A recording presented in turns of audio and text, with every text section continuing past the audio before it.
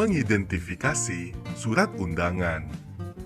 Surat undangan merupakan surat yang berisi pemberitahuan dan permintaan kesediaan seseorang untuk menghadiri suatu acara atau kegiatan.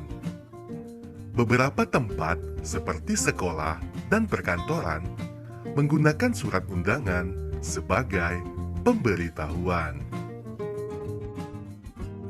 Surat undangan menggunakan kalimat yang efektif, singkat, padat, dan jelas.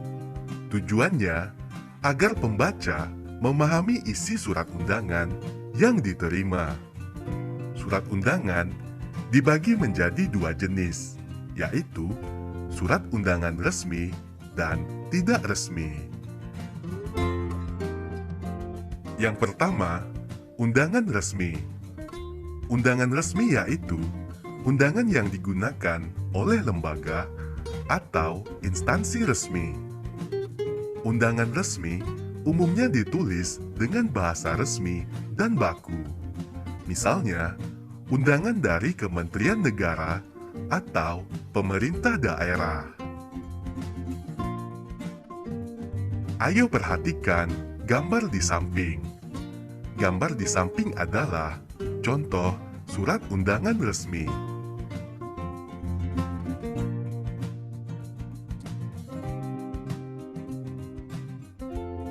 Yang kedua, undangan tidak resmi. Undangan tidak resmi yaitu undangan yang mengatasnamakan pribadi yang ditujukan kepada orang lain untuk menginformasikan kegiatan pribadi orang tersebut. Contoh undangan tidak resmi, misalnya, ayo perhatikan gambar berikut ini. Gambar di samping adalah contoh surat undangan tidak mengidentifikasi ide pokok dan kosakata tidak baku berdasarkan teks. Ide pokok adalah pokok permasalahan yang ada di dalam sebuah teks. Langkah-langkah dalam menentukan ide pokok adalah sebagai berikut. Langkah pertama, membaca teks secara utuh dengan saksama. Langkah kedua, memahami topik teks. Langkah ketiga, memahami isi dan hubungan antar kalimat dalam setiap paragraf. Langkah keempat, menentukan kalimat utama pada setiap paragraf. 5. Mencatat hal-hal penting dalam setiap paragraf. Dan langkah yang keenam, jika belum memahami isi teks, bacalah teks tersebut secara berulang. Ayo simaklah teks berikut. Pada 16 Agustus 1945, sekitar pukul 4 waktu Indonesia Barat, sejumlah pemuda antara lain Sukarni, Wikana, dan Khairul Saleh membawa Soekarno dan Hatta ke Rengas Dengklok. Di sana, para pemuda mendesak mereka agar segera memproklamasikan kemerdekaan. Para pemuda berusaha meyakinkan Soekarno dan Hatta bahwa Jepang sudah menyerah dan rakyat siap untuk melawan Jepang.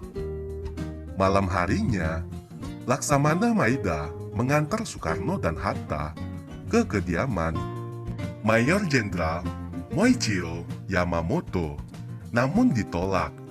Akhirnya, mereka menuju ke rumah Laksamana Maida di Jalan Imam Bonjol nomor 1 untuk menyiapkan rapat persiapan teks proklamasi. Ide pokok berdasarkan paragraf tersebut adalah Jepang sudah menyerah dan rakyat siap melawan Jepang. Selanjutnya, contoh kata baku dan kata tidak baku berdasarkan teks tersebut. Kata baku mendesak, artinya memaksa untuk segera dilakukan. Sedangkan kata tidak bakunya tidak ada. Kemudian, kata baku berusaha, artinya melakukan suatu usaha. Kata tidak bakunya tidak ada. Menuliskan informasi penting dalam teks. Ada beberapa cara yang dapat dilakukan untuk menemukan informasi penting dalam sebuah teks. Cara-cara tersebut antara lain, yang pertama, membuat daftar pertanyaan berdasarkan isi teks. Kamu dapat menggunakan kata tanya seperti apa, di mana, mengapa, siapa, kapan, dan bagaimana. Kedua, menggunakan peta pikiran. Peta pikiran dapat membantu kita mengelompokkan informasi dalam pikiran kita secara kreatif. Berikut adalah contoh membuat peta pikiran.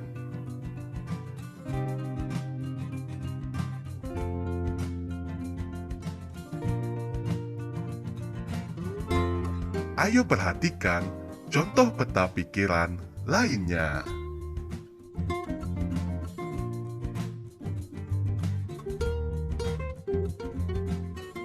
Unsur-unsur dalam surat resmi.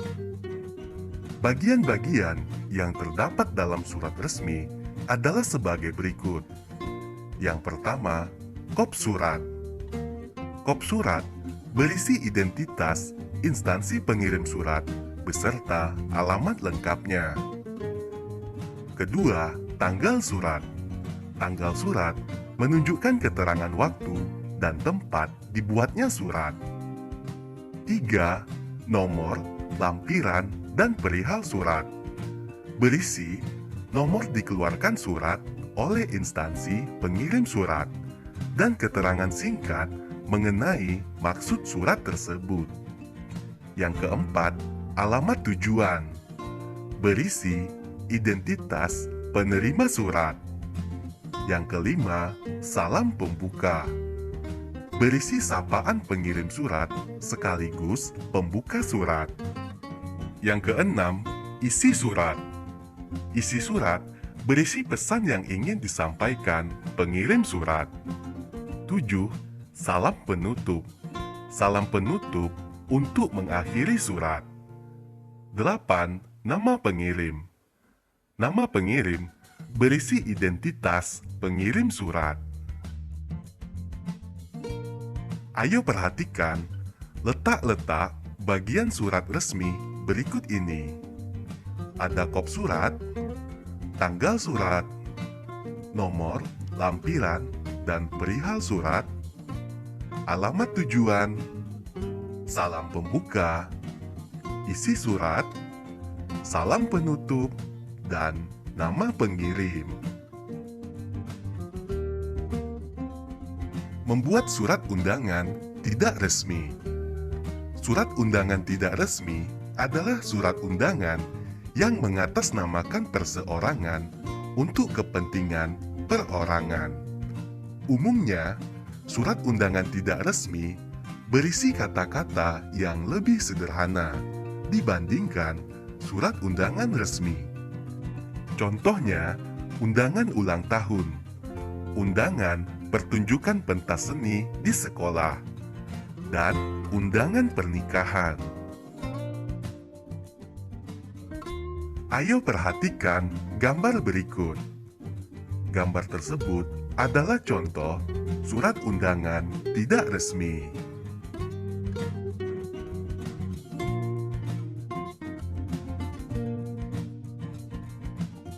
Ayo perhatikan contoh undangan tidak resmi lainnya.